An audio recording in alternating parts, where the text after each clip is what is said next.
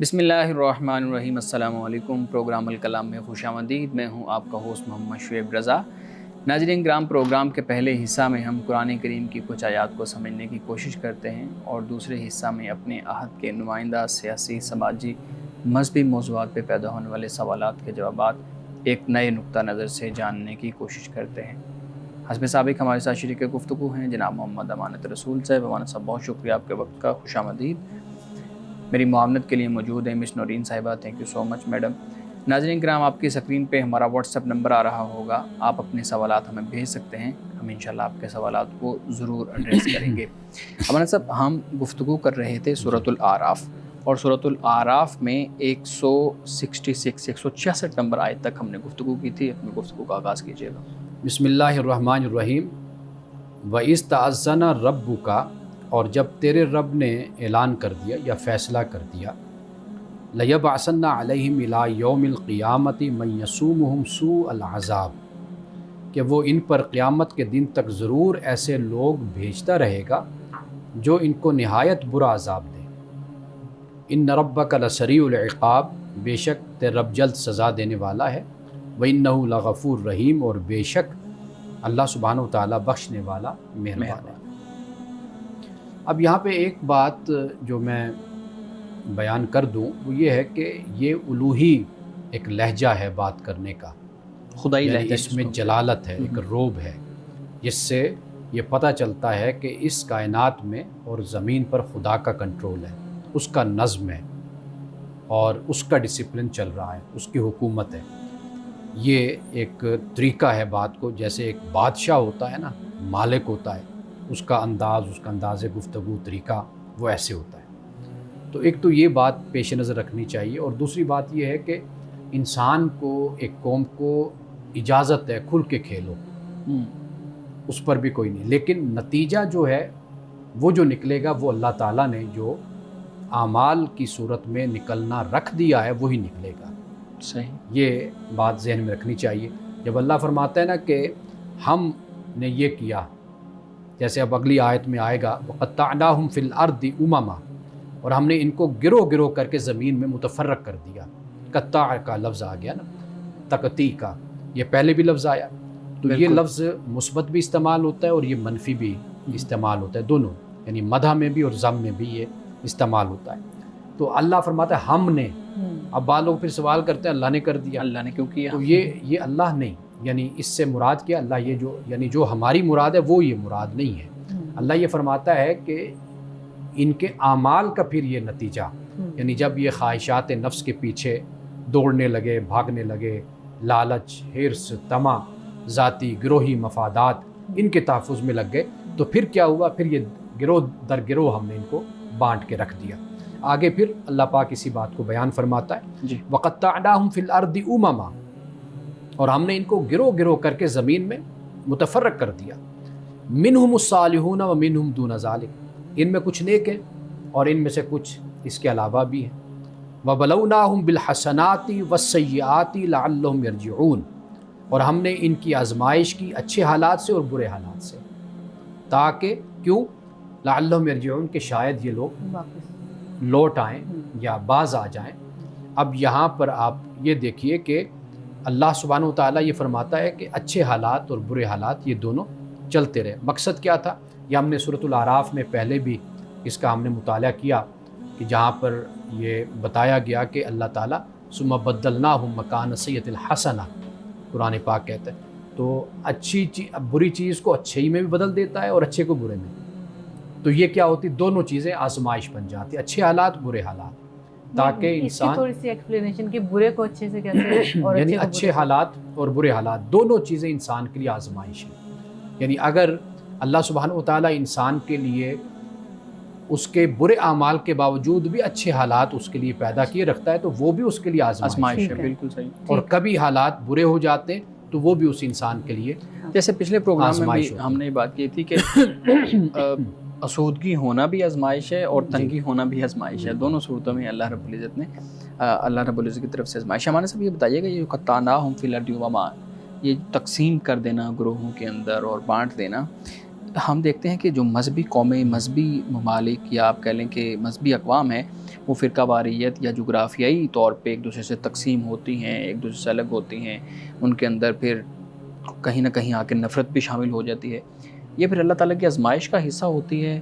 اگر آزمائش کا حصہ ہوتی ہے تو پھر ہم اپنے آپ کو کیوں دوش دیتے ہیں؟ جی ہم نے تفرقہ بازی شروع کر لی، ہم نے تقسیم کر دیا اپنے آپ کو، یہ تو خدا کی طرف سے آزمائش ہے۔ خدا کی طرف سے آزمائش کا مطلب یہ نہیں ہے کہ انسان کا کوئی اختیار ختم ہو جاتا ہے، اس کا ارادہ مر جاتا ہے، وہ اپنی جگہ پر قائم ہے۔ انسان کو یہ چاہیے کہ وہ جو بھی حالات ہیں ان میں بہترین طریقے سے کردار ادا کرے، یہ انسان کی ذمہ داری ہے۔ یعنی اگر انسان کو اچھے حالات ملیں تو فرعون نمرود نہ بنے، قارون نہ بنے، حامان نہ بنے۔ اگر اچھے حالات ملیں تو حضرت سلیمان کو بھی دیکھ لے، داؤد کو دیکھ لے، حضرت موسیٰ کو دیکھ لے، رسول اللہ صلی اللہ علیہ وسلم کی سیرت کو دیکھ لے۔ آپ کے اصحاب کی اگر سیرت۔ برے حالات انسان کو ملتے ہیں تو ان میں بھی انسان دیکھ لے کہ اللہ تعالیٰ کے نیک بندے کیا بڑی اس میں آزمائش ہے، جی کیا جی۔ دکھاتے ہیں، جی۔ کیا کس طریقے سے زندگی گزارتے ہیں۔ تو یہ آزمائش اس بنیاد پر نہیں ہے کہ انسان کا کوئی ارادہ اور اختیار اس سے سلب کر لیا جاتا ہے، وہ اپنی جگہ پر انسان کا قائم ہے۔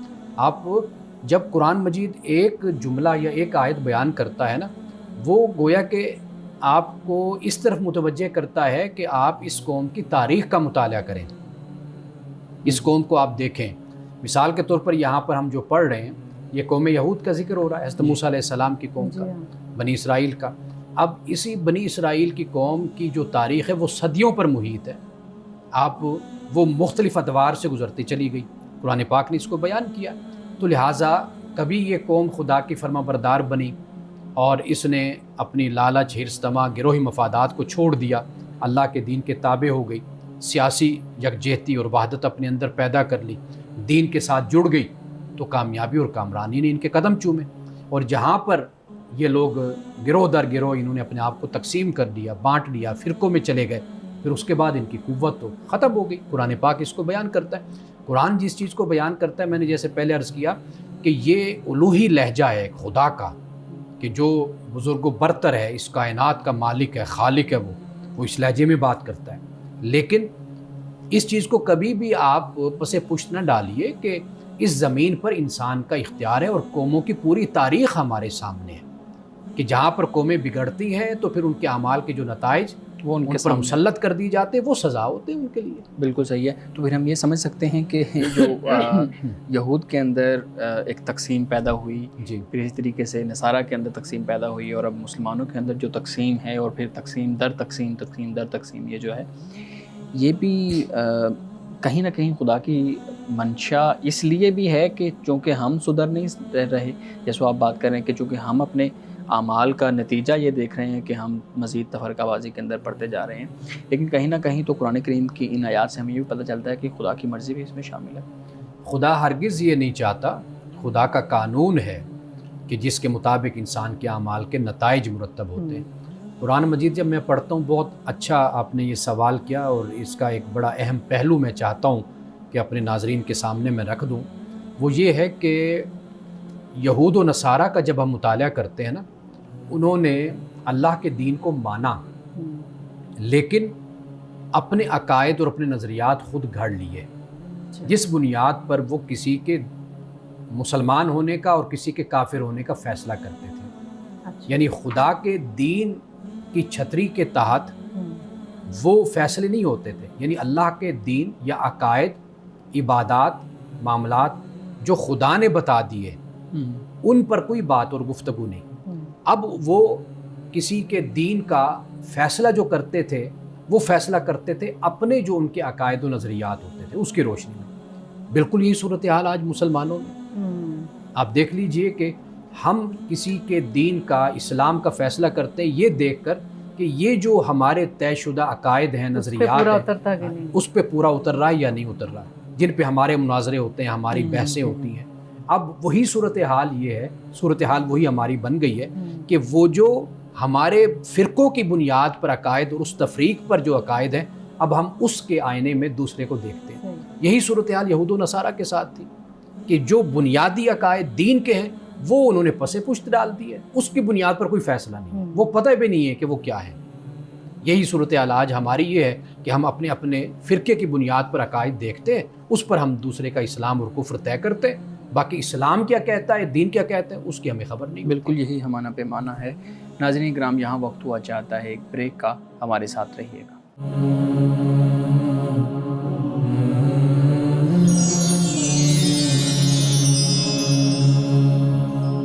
پروگرام میں ایک دفعہ پھر خوش آمدید۔ مولانا صاحب، آپ آیت پڑھ رہے تھے وَقَطَّعْنَاهُمْ فِي الْأَرْضِ أُمَمًا۔ جی، اب اس کے بعد اللہ سبحانہ و تعالیٰ نے یہ فرمایا فَخَلَفَ مِن بَعْدِهِمْ خَلْفٌ وَارِثُو الْکِتَابَ، پھر ان کے پیچھے ناخلف لوگ آئے۔ اب یہ چیز خلف جو لفظ ہے نا، خلف، یہ ہمیشہ ان کے لیے استعمال ہوتا ہے جو نالائق اور جو اپنے بڑوں کا راستہ چھوڑ دیتے ہیں، اس کے لیے خلف کا، اور ایک خلف لفظ ہوتا ہے، تو خلف جو ہے یہ استعمال ہوتا ہے اس کے لیے جو ناخلف ہے۔ اب اسی چیز کو سورۃ مریم میں بھی بیان کیا گیا، فخلف من بعدہم خلف وارثوا الکتاب، فخلف من بعدہم خلف اضاعوا الصلاۃ واتبعوا الشہوات، کہ یہ انبیاء علیہ السلام کے بعد یا ان کے جو پیروکار تھے، سچے پیروکار، ان کے بعد جو اولادیں آئیں، ناخلف آئے، انہوں نے دو کام کیے۔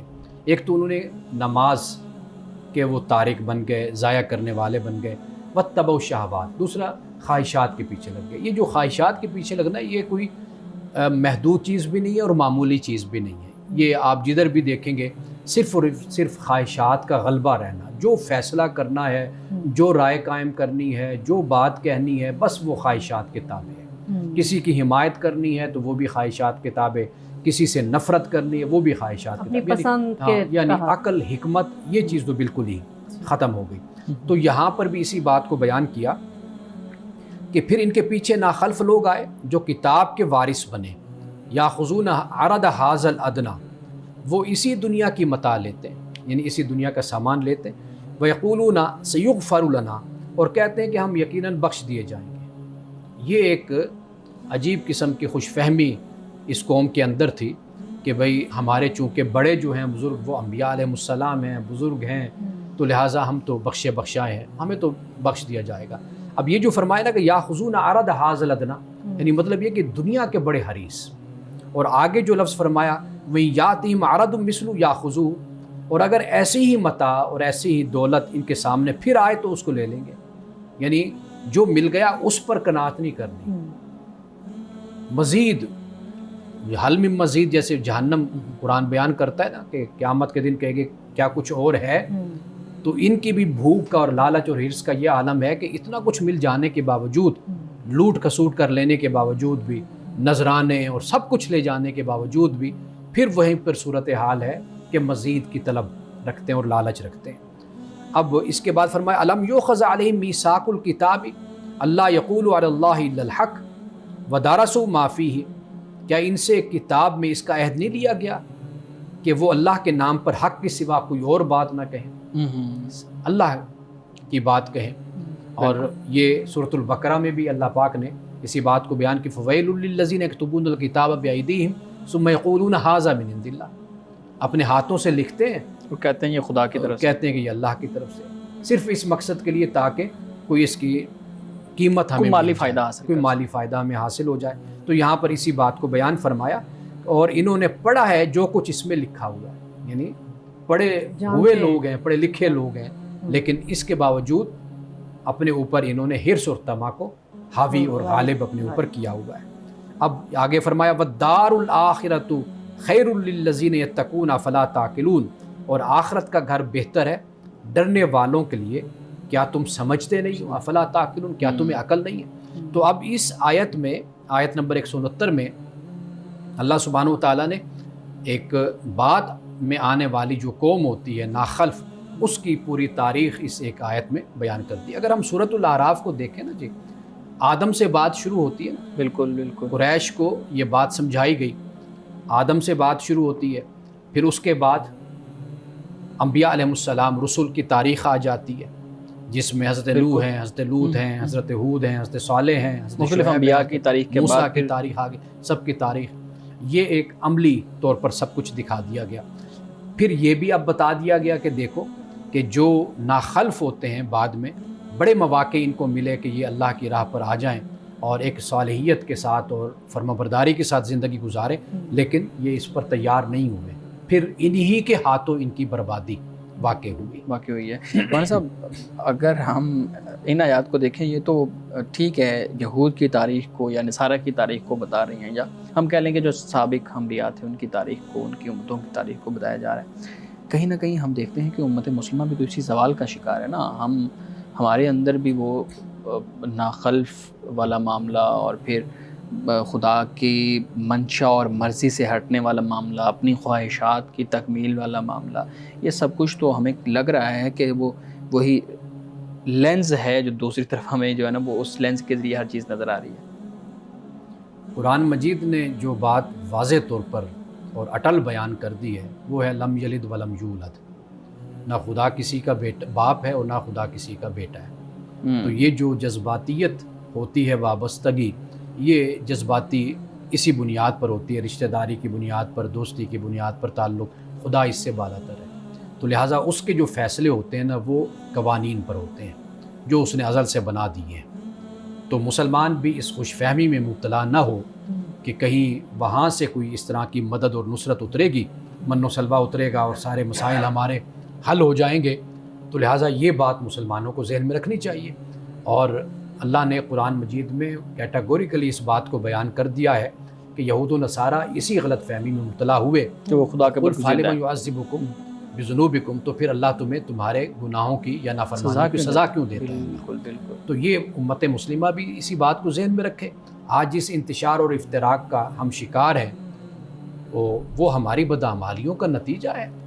ہم اپنا احتساب کریں، اپنا جائزہ لیں اور اپنے آپ کو ایک اچھا مسلمان اور ایک فرما بردار مسلمان بنائیں اپنے آپ کو۔ ٹھیک، میرا خیال ہے کہ ناخلف کی جو ناخلف کا لفظ استعمال ہوا تو یہ کامن جو ہے نا چیزیں ہیں ہر ناخلف قوم کے لیے، وہ سب میں ایک جیسی ہیں، اصول تو وہی ہیں نا، اصول وہی ہیں کہ اگر وہ پہلے بنی اسرائیل قوم کی تھی تو اب اگر ہم لوگوں میں، اگر مسلمانوں میں یہ چیزیں ہیں تو وہ چیزیں تو ساری نظر آ رہی ہیں۔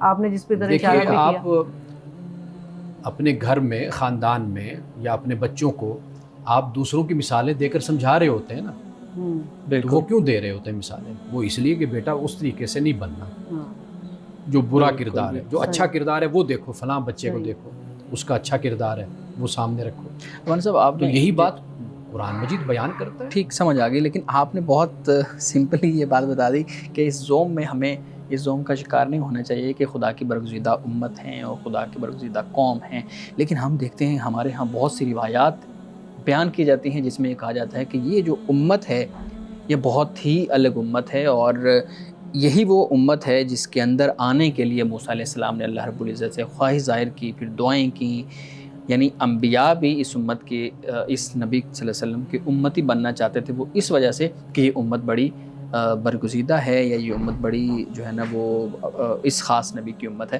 تو ہمارے ہاں یہ جو روایات بیان کی جاتی ہیں پھر ان کی کیا حیثیت ہے؟ دین کے پورے مزاج کو سامنے رکھیں، دین کی پوری روح کو سامنے رکھیں، پھر اس کی روشنی میں آپ فیصلہ کر لیں کہ ان روایات کی کیا سند اور کیا حیثیت ان کی رہ جاتی ہے۔ بالکل قرآن مجید تو 2 اور 2 4 کی طریقے سے بات کو بیان کرتا ہے۔ یعنی امت، حضرت عمر رضی اللہ تعالی عنہ فرماتے ہیں کہ کنتم خیر امت، جو قرآن نے کہا خیر امت، فرمایا کہ اس سے مراد صحابہ ہیں۔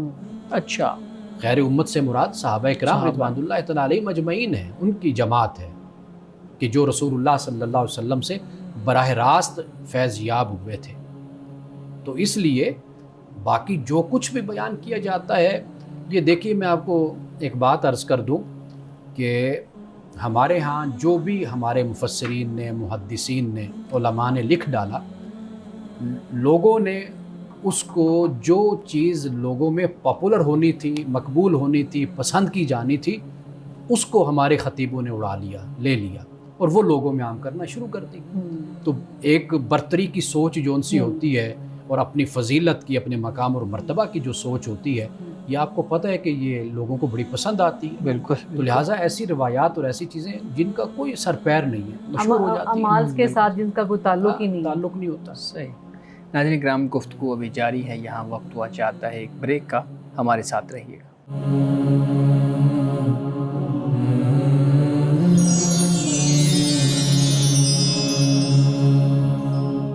پروگرام میں ایک دفعہ پھر خوش آمدید. ہمارا سب آخری سوال یہ جو آج تھا آپ نے پڑھی ہے، اس پہ کر کے پھر ہم کچھ ناظرین کے سوالات بھی ہیں اور میڈم کے سوالات بھی ہیں، اس کی طرف آتے ہیں. دنیا کی مذمت اس آیت کے اندر ہمیں، اور آپ نے گفتگو کی کہ خواہشات کی تکمیل اور پھر خواہشات کے پیچھے چلنا، یہ ساری چیزیں آپ نے بیان کی ہیں. ایک طرف دنیا کی مذمت ہمیں نظر آتی ہے اور آزمائش کے طور پر اس کو بتایا جاتا ہے، دوسری طرف ہم نے دیکھا ہے کہ بہت سے انبیاء اور پھر رسول اللہ صلی اللہ علیہ وسلم کے اصحاب ایسے تھے جن کے پاس بہت مال و دولت تھا. حضرت سلیمان کو دیکھ لیں، کتنا وہ ایک، آج ہم بادشاہت کی اگر کوئی بات کریں تو ایک مثالی تو جو ہے نا وہ دور حکومت ہم دکھاتے ہیں ان کا، کہ ان کا محل اتنا بڑا تھا اور یہ چیزیں تھیں. تو یہ جو ایک تضاد نہیں ہمیں لگتا کہ ایک طرف مذمت ہے اور دنیا نہ کمانے کی بات ہے، دوسری طرف انبیاء ایسے ہیں یا اصحاب رسول ایسے ہیں جن کے پاس مال و دولت تھا، جاہ و حشمت تھی. قرآن مجید نے کسی جگہ پر بھی دنیا کی مذمت نہیں کی. قرآن تو یہ کہتا ہے کہ دنیا سے اپنا حصہ لینا مت بھول، وَلَا تَنْسَ نَصِيبَكَ مِنَ الدُّنْيَا وَأَحْسِنْ كَمَا أَحْسَنَ اللَّهُ. واہ. قرآن کہتے ہیں جیسے اللہ نے تیرے ساتھ نیکی کی اسی طرح تو بھی نیکی کر، اچھائی کر لوگوں کے ساتھ. وَلَا تَبْغِ الْفَسَاد، فساد مت چاہ تو، یعنی فساد کو پسند نہ کر. قرآن تو یہ بیان کرتا ہے کہ دنیا سے اپنا حصہ لینا مت بھول. رسول اللہ کی دعا ہے سب سے پہلے دنیا، پھر اس کے بعد آخرت. ربنا آتنا فی الدنیا حسنہ وفی الآخرت حسنہ. احادیث میں آتا ہے رسول اللہ صلی اللہ علیہ وسلم کی سب سے زیادہ پسندیدہ دعا ہی یہی ہے. بے شک بالکل. رسول اللہ نے اس شخص کو خوش نصیب فرمایا کہ جس کی لمبی عمر ہے اور جس کے اعمال اچھے ہیں اور جس کے پاس مال ہے. آپ نے اس کو فرمایا یہ بہت خوش نصیب اور بہت ہی اچھا انسان ہے. ہمارا پورا مذہبی بیانیہ ہی اس سے الگ ہے. ہم دیکھتے ہیں وہ پتہ نہیں عجیب کہ دنیا یہ ہے، دنیا یہ ہے، دنیا کی مذمت بیان کی رسول اللہ صلی اللہ علیہ وسلم نے، دنیا کو حاصل کرنے والا، مطلب پتہ نہیں کیا کچھ ہم نے بنا دیا. یہ جو پورا مذہبی بیانیہ بنا ہے، پھر یہ کیسے بنا ہے؟ دیکھیں میں آپ کو ایک چھوٹی سی مثال دیتا ہوں کہ ہمارا بیٹا ہے، وہ اگر نماز نہیں پڑھتا اور وہ اپنی تعلیم میں مصروف رہتا ہے، لگا ہوا ہے، نماز کا اس کو ہوش ہی نہیں، ہم اس کو کیا کہیں گے؟ ہم یہی کہیں گے نا کہ بیٹا یہ دنیا ہے، یہ تمہارے کام نہیں آنی. خدا کے مقابلے میں، خدا کی بارگاہ میں، اللہ کی بارگاہ میں یہ نماز تمہارے کام آئے گی. ہم بات سمجھاتے ہیں نا. اب اس سے اگر کوئی دنیا کی مذمت سمجھ لے تو یہ پھر اس کی اپنی عقل ہے، اپنی سمجھ ہے کہ وہ یہ کہے جی امانت صاحب نے یہ بات اپنے دفتر میں یا ادارے میں کہی نوجوان سے کہ یار آپ سارا دن کمپیوٹر پہ بیٹھے رہتے ہو، 1:30 بجے نماز ہوتی ہے تو آپ نیچے اتر کر آپ نے نماز کیوں نہیں پڑھی؟ یہ چیزیں آپ کے کام نہیں آئیں گی، آپ کے کام یہ چیزیں آئیں گی. آپ یہ کہتے ہیں نا. اب اس سے نعوذ باللہ یہ تو مراد نہیں کہ دنیا کی مذمت ہوگی. یہ بتانا مقصود ہے کہ بھئی جب اللہ کے لیے اٹھنا ہے، کام کرنا ہے، فرض کو ادا کرنا ہے تو آپ فرض ادا کریں. یعنی مثال کے طور پر کوئی اپنی ماں کی خدمت کرنے کے بجائے اور ماں سے یا باپ سے اپنے بالکل تعلق توڑ لیتا ہے صرف اس لیے کہ اس نے کوئی کاروبار پر توجہ کر لی ہے یا اس نے کوئی اپنی بیوی کے ساتھ بہت پیار اور محبت ہے، اپنی اولاد کے ساتھ ماں باپ کو اگنور کر دیا. اب ہم اس کو کیا کہیں گے کہ بھئی یہ تمہارے کام نہیں آنے آگے، جن کی خاطر تم اپنے ماں باپ کو اگنور کر رہے ہو، ان کی خدمت نہیں کر رہے، ان پر توجہ نہیں دے رہے، خدا کے حکم جو کو ان کا پس حق پش بنتا ڈال ہے رہے وہ ہو. تم ان کا حق نہیں دے رہے، تو یہ چیزیں تمہارے کام نہیں آئیں گی. یہ ہم کہتے ہیں نا. بالکل بالکل. تو یہ جب تقابل ہوگا نا، اس تقابل پر ان احادیث کو یا ان روایات کو آپ دیکھیں تو پھر بات سمجھ آتی ہے. یعنی مثال کے طور پر عرب کے معاشرے میں کہ جہاں پر لوگ ایمان کو چھوڑ چکے، دین کو قبول نہیں کرنا اور دنیا میں اتنے مست ہیں، سیاست، حکومت، قبائلی سرداری اور مال دولت اس کے پیچھے پڑ گئے. فرعون کا کردار دیکھیں، حامان کا، قارون کا. تو وہاں پر یہی بات ان کو وہ جو سمجھانے بندگی والا عنصر ہے اس کو بھول دینا، بھلا دینا. یہ بات تھی نا ان کو سمجھانے کے لیے. اب اس سے کوئی یہ مراد لے جی دنیا ہی قابل مذمت ہے تو یہ پھر اس کی اپنی عقل ہے، اپنی سمجھ ہے. ورنہ یہاں پر تو کوئی ایسی بات نہیں ہے کہ جس بنیاد پر ہم نعوذ باللہ یہ کہہ سکے کہ دنیا مذموم ہے یا دنیا کی مذمت اسلام نے کی ہے یا دین نے کی یا رسول اللہ نے کی ہے. تو ایسی تو کوئی بات نہیں ہے. دنیا میں جو وقت گزارنے کے جو ہمیں طریقے سلیقے اور ڈھب سکھائے گئے ہیں اور جو ہمیں قوانین بتائے گئے ہیں اسلامی حوالے سے، اس کے مطابق زندگی گزارنا. اصل تو یہ ہے کہ دنیا میں یہ تو نہیں کہ بھئی جنگل میں نکل جاؤ اور دنیا کو ترک کر دو. بالکل. آزمائشی تو دنیا ہی ہے. اب آپ دیکھیں یہی مال دولت ہے کہ جو آپ خرچ کرتے ہیں، اسی سے اپنے والدین کی خدمت کرتے ہیں، اسی مال و دولت سے بہن بھائی کے حق ادا کرتے ہیں، رشتہ داروں کو دیتے ہیں، غریبوں اللہ کی کی مدد خدمت کرتے ہیں، غریبوں مفلسوں کو دیتے ہیں. تو یہی مال ہی تو ہے جو جنت میں جانے کا تو ذریعہ یہی بنتا مال ہی تو ہے کہ آج کل حج کا موسم ہے اور پھر لوگ حج پہ جا رہے ہیں. ہمارے صاحب حج کی بات ہو رہی ہے تو حج سے متعلق بھی میرے پاس سوالات ہیں. یہ جو حج پہ حج کے مناسک ادا کرنے کے اندر ایک چیز بیان کی جاتی ہے کہ آپ کے بال کے سر کے جو بال ہیں ان کو کٹوانا، حلق کروانا جس کو ہم کہتے ہیں. یہ ہمارے ہاں ایک تصور ہے کہ یہ پورا سر آپ کو بال ختم کروانا پڑیں گے، جس کو ہم کہتے ہیں کہ ٹنٹ کروانا پڑے گی یا آپ بال بالکل ختم کروانا پڑیں گے. آپ بتائیے گا کہ جو مناسک ہیں ان میں یہ شامل ہے کہ آپ سارے بال کٹوائیں، یا اگر کوئی شخص تھوڑے سے بال کاٹ لیتا ہے اور باقی بال رکھتا ہے تو اس کا وہ حج ادا ہو جاتا ہے؟ بالکل حج ادا ہو جاتا ہے، بس یعنی آخری جو حد ہے وہ اتنا ہے کہ جیسے انچ بال بنتے ہیں، انگلی کا جو پورا ہوتا ہے اتنے بال کاٹنا یہ لازم اور ضروری ہے. اس کو خواتین حلق کے کہتے لیے ہیں. بھی خواتین کے لیے بھی ضروری ہے، اتنا ہی حصہ. ہاں اتنا ہی حصہ. تو لہٰذا وہ جو آپ کہہ رہے ہیں کہ مکمل طور پر اپنے بال ختم کروانا، اسرا پھروانا، تو اس کا کوئی حکم نہیں ہے. صحیح. ہمارے ساتھ حج کی بات ہو رہی تو خواتین سے متعلق کچھ سوالات ہیں. اس میں سے ایک یہ ہے کہ عام روٹین میں جو خواتین اپنا نقاب وغیرہ اوڑھتی ہیں، چہرہ نہیں چھپاتی، لیکن حج کے دوران جو ہے وہ ہم نے دیکھا ہے کہ سب بے نقاب ہو کے وہاں پہ طواف اور ساری مناسک کر رہے ہوتے ہیں. تو اس کی کیا وجہ ہے؟ پہلی بات یہ ہے کہ پردہ حج کے علاوہ ہو یا حالت احرام یا حالت حج میں ہو، دونوں طرح کوئی فرض نہیں ہے. اچھا. اور اس کی سب سے بڑی دلیل ہمارے پاس یہ ہے کہ خود ہمارے علماء میں، فقہاء میں، ائمہ میں اس پر اختلاف ہے. اور جس پر اختلاف ہو تو وہ خود اس بات کا ثبوت ہوتا ہے کہ آپ عالم جو اپنی تحقیق اور ریسرچ کرتا ہے، جو مستنبط کرتا ہے جو مسئلہ اور جو حکم، وہ اس پر عمل کرتا ہے. اگر کوئی اس پر قائل ہے کہ یہ لازم ہے، واجب ہے، تو بے شک وہ اس پر عمل کرے. ٹھیک ہے. اور یہی لوگوں کو بتائے. صحیح. اور جو یہ سمجھتا ہے کہ یہ لازم اور واجب نہیں ہے، تو واضح بات ہے کہ ایسے بھی علماء کی بہت زیادہ کثرت ہے. پرانے علماء میں بھی، متقدمین میں اور متاخرین میں بھی بہت بڑی تعداد ہے. آج بھی بہت بڑی تعداد ہے علماء کی کہ جو اس کے قائل نہیں ہے. تو لہٰذا ایک تو یہ مسئلہ کلیئر کر لینا چاہیے کہ حالت حج ہو یا حالت حج نہ ہو، دونوں حالتوں میں عورت پر پردہ کرنا کوئی واجب، کوئی فرض نہیں ہے. دوسری صورت یہ بن جاتی ہے کہ مثال کے طور پر حالت حج میں اگر وہ اپنے آپ کو تھوڑا سا ایزی محسوس کرتی ہے کہ اگر وہ تھوڑا سا کپڑے کو لٹکا لے، جھکا لے کپڑے کو، تو وہ اس حد تک کر سکتی ہے. اس میں کوئی مذائقہ نہیں ہے. اچھا خواتین کا ایک اور بھی کہ جیسے ایک عورت جو ہے حاملہ ہے تو اس حالت میں وہ حج پرفارم کر سکتی ہے؟ بنیادی بات اس کی صحت ہے. اگر وہ یہ خیال کرتی ہے کہ اس حالت میں میں حج کر سکتی ہوں اور ڈاکٹرز بھی اس کو اجازت دیتے ہیں تو وہ پھر ضرور کرے. اور نفاس والی عورت؟ نفاس اور یا حیض والی جو عورت ہے اس کے لیے یہ ہے کہ وہ طواف نہیں کر سکتی یا نماز نہیں پڑھ سکتی. باقی جتنے معاملات ہیں وہ ادا کر سکتی ہے. ہاں جی، کیونکہ یہ بات کچھ اس طرح کی ہے کہ عام جو پبلک ہے اس میں یہ تصور ہے کہ شاید اس حالت میں تو ہو ہی نہیں سکتا ہے کچھ. یعنی حج کا کوئی بھی جو مناسک میں سے ہے وہ ادا نہیں کیا جا سکتا. مستند احادیث سے ہمیں معلوم ہوتا ہے، سیدہ عائشہ صدیقہ رضی اللہ تعالیٰ عنہ اسے روایت کرتی ہے کہ بس آپ کو طواف اور نماز سے منع کیا گیا. ٹھیک ہے. ناظرین کرام، یہاں وقت ہوا چاہتا ہے ایک بریک کا، ہمارے ساتھ رہیے.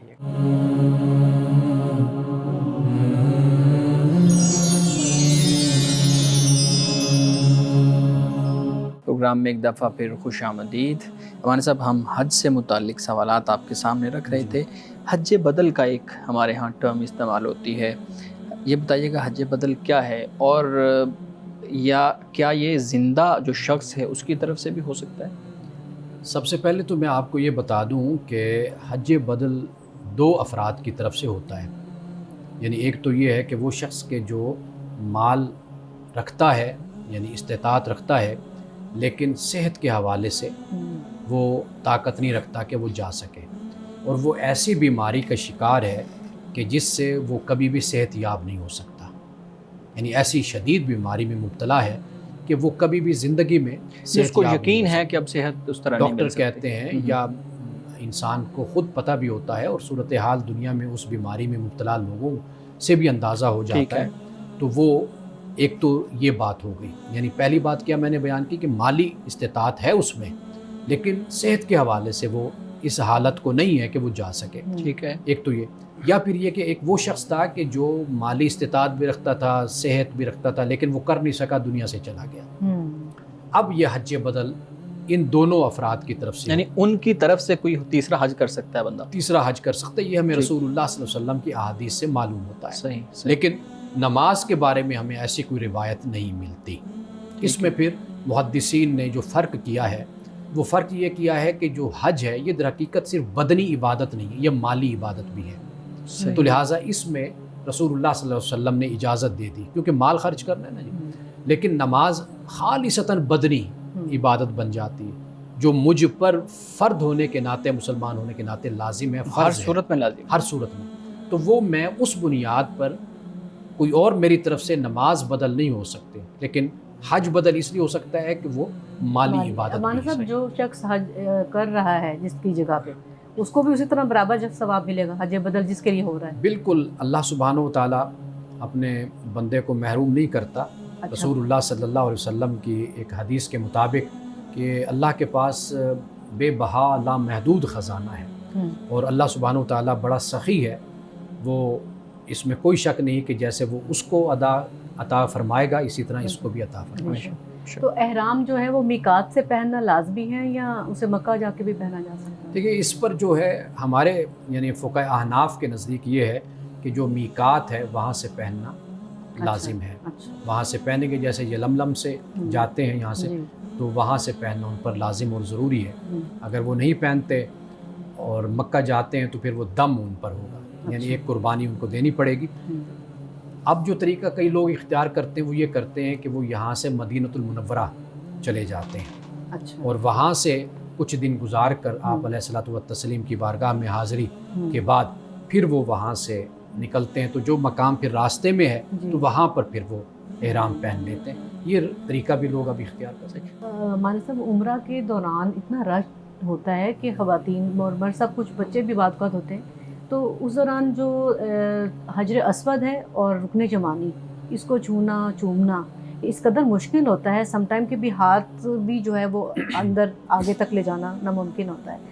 اس کشمکش میں کیا عورتوں پہ لازم ہے کہ وہ، کہ جبکہ مردوں کی بھی، اور مرد جیت جاتے ہیں، ظاہر ہے قداور بھی ہوتے ہیں، تناور بھی ہوتے ہیں، وہ آگے ہوتے ہیں، عورتیں بیچاری اس کوشش میں ہوتی ہیں اور دھکم پیل ہوتی ہیں؟ مطلب یہ کہ ایک تو یہ کہ جسم کے ساتھ جسم مس ہوتے ہیں، ایک اس چیز سے، دوسرا یہ انہیں یہ خیال ہوتا ہے کہ کہیں ہم اس کو چھونے سے محروم رہ گئے تو اجر۔ عمرہ اور حج میں حجر اسود کو چومنا یہ کوئی فرض نہیں ہے، یعنی حج اور عمرے کا کوئی رکن نہیں ہے۔ اس کا ایک طریقہ ہے کہ دور سے بھی آپ چوم سکتے ہیں، اشارتاً جو طریقہ اختیار کیا جاتا ہے وہی کافی ہے۔ ادب احترام یہ آپ پر فرض ہے، کعبۃ اللہ کا بھی اور بارگاہ رسالت مآب صلی اللہ علیہ وسلم کا بھی۔ ٹھیک۔ اچھا، ایک اور چیز مجھے بتائیے گا، حج کے اندر یہ جو دم کا لفظ استعمال کیا جاتا ہے، ہم نے مختلف سوالات کے جوابات میں آپ نے اس کا ذکر ضرور کیا ہے، لیکن میں چاہوں گا کہ ہمارے ناظرین کے لیے بتا دیجیے گا کہ یہ دم اصل میں ہے کیا اور اس کا تصور کیا ہے؟ دم کو آپ ایک جرمانہ خیال کر لیجئے، یعنی کوئی آپ نے ایسا کام کیا کہ جو حج کے جو اس کی عظمت ہے، جو اس کا مقام اور مرتبہ ہے، جو مناسک حج ہیں، اور اللہ سبحانہ و تعالیٰ نے جو آپ کو احکام دیے اس کی منافی ہو گئی، تو کوئی ایسا کام آپ کر بیٹھے تو وہاں پر پھر کہا گیا کہ بھی اس کا آپ نے دم دینا ہے۔ مولانا صاحب، یہ جو 7 چکروں والا ہے معاملہ صفا مروہ کے درمیان جو صحیح ہے، ایک مرتبہ کوئی چیز نظر نہ آئے تو انسان اسے دوسری مرتبہ دیکھ لیتا ہے، دوسری دفعہ سمجھ نہ آئے تو تیسری مرتبہ۔ حضرت حاجرہ نے جو 7 مرتبہ چکر لگائے ہیں صفا مروہ کے درمیان، اس کے پیچھے کیا حکمت ہے؟ پہلی بات تو یہ ہے کہ حضرت حاجرہ علیہ السلام سے منسوب جو یہ روایت ہے، یہ مستند روایت نہیں ہے کہ آپ نے اس طرح کوئی چکر لگائے تھے۔ اچھا، ایک تو یہ بات ہے، اور دوسری بات یہ ہے کہ یہ جو مروہ ہے یہاں، چونکہ حضرت ابراہیم علیہ السلام اسماعیل علیہ السلام کو لے کر گئے تھے قربانی کے لیے، تو یہ در حقیقت وہ مقام ہے، تو یہ اللہ کی طرف سے اس کی یادگاری کے لیے یہ لازم کیا گیا کہ آپ نے صفا و مروہ کے درمیان آپ نے طواف کرنا ہے، یہاں پر صحیح کرنی ہے۔ اور جو جس طرف آپ نے اشارہ کیا، ہمارے ہاں یہ روایت بہت زیادہ مشہور ہے، اگر آپ اس کو دیکھنا چاہیں تو ہم اس کی تعبیل اس طریقے سے کر سکتے ہیں کہ ماں اس طرح بھی تو کرتی ہے نا کہ آ کر دیکھا اپنے بچے کو اور دیکھ کر پھر دوڑ کر چلی گئی اور ٹھیک جا ہے۔ کر پانی تلاش کیا، پھر واپس آ گئی، پھر بچے کو دیکھ بھال کر کے پھر چلی گئی۔ تو خیر میں ذاتی طور پر اس روایت کو بہت ہی زیادہ کمزور سمجھتا ہوں، صحیح۔ اس لیے کہ حضرت اسماعیل علیہ السلام جب آئے تھے، قرآن پاک ہمیں یہ بتاتا ہے، تو اس وقت کوئی آپ شیرخوار بچے نہیں تھے۔ آپ فلما بلغ معه السعی کے جو الفاظ ہیں کہ آپ دوڑ بھاگنے کی عمر کو آپ پہنچے ہوئے تھے۔ لڑکپن کی عمر جس میں لڑکپن کی آپ کی عمر تھی۔ اور تو یہ جو ایک روایت بیان کی جاتی ہے اصل میں آئی ہے بائبل سے، بائبل سے پھر آگے ہم نے اس کو روایت کیا اور اس کو نقل کیا۔ اس پر بھی محدثین نے بڑا کلام کیا۔ اگر آپ کسی وقت آپ کہیں گے تو اس روایت کو لے کر ہم اس کی جزئیات پر ہم تفصیل سے گفتگو کر سکتے ہیں۔ بالکل ضرور۔ مولانا صاحب ایک مختصر سوال یہ کہ اگر کسی حاجی کو وہاں سے کوئی چیز ملے، پیسے ملے وہاں پہ حج کے دوران، تو اس کو وہ استعمال کر لے یا کہیں جمع کروائے؟ وہاں پر ادارے موجود ہیں کہ جمع کروا دیا جاتا ہے، اور ایسا نہیں ہے کہ جو چیز وہاں سے ملے اس کو انسان مالک غنیمت سمجھ کے بات کر لے، جیب میں ڈال لے۔ تو بہت قیمتی سامان اور چیزیں ہوتی ہیں جس کا وہ حقدار ہوتا ہے، جو بیچارہ جس کا گم ہوتا ہے سامان۔ مولانا صاحب آج کی حدیث مبارکہ کا بیان کیجیے۔ رسول اللہ صلی اللہ علیہ وسلم نے فرمایا کہ من سرت حسنتہ وساءت سیئتہ فہو مؤمن۔ فرمایا کہ جس کو نیکی خوش کر دے اور برائی اس کو ناپسند ہو اور برائی سے اس کو نفرت ہو، تو فرمایا کہ ایسا شخص مومن ہے۔ یعنی رسول اللہ صلی اللہ علیہ وسلم نے بہت ہی سہل اور آسان انداز میں ہمیں مومن کی تعریف بتا دی کہ مومن وہ ہوتا ہے کہ جسے نیکی سے محبت ہوتی ہے اور برائی سے نفرت ہوتی ہے۔